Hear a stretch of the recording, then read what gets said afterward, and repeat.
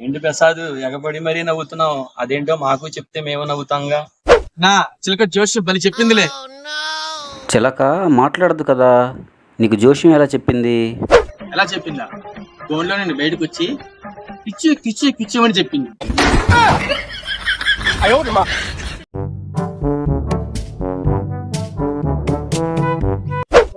Prasad phone అంత open అవ్వట్లేదేంటి? కొంచెం చూడు బాబాయ్, దీనికి ఫుల్ వైరస్ వచ్చింది. వైరసా? కరోనా వైరసా ఏంటి? పొద్దు నుంచి నాకు తుమ్ములు దొక్కులు వస్తున్నాయి.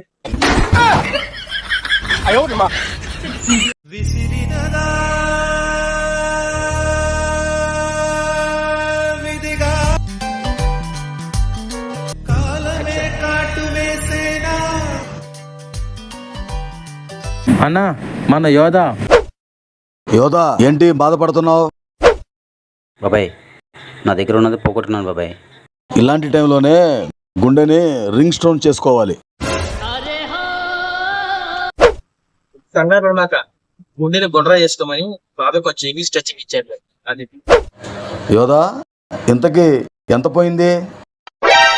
జేబులో రూపాయి ఉండాలి బాబాయ్, పోయింది.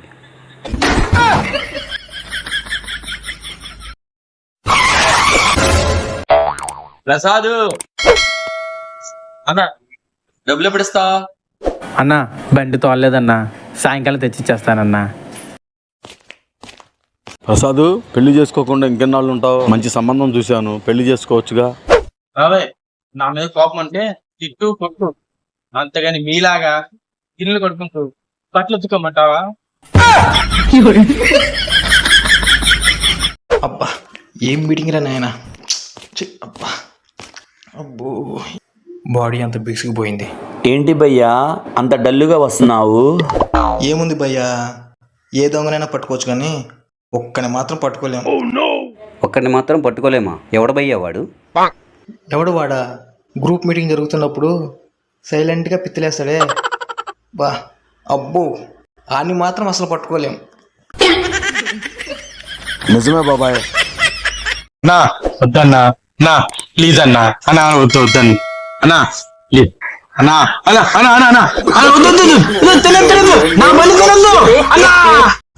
పాత సామాన్లు కొంటాం హే, పాత బకెట్లు కొంటాం హే, పాత ఫ్రిడ్జ్లు కొంటాం హే, పాత కూలర్, పాత గ్రైండర్, పాత బుక్స్ అన్నీ కొంటాం హే.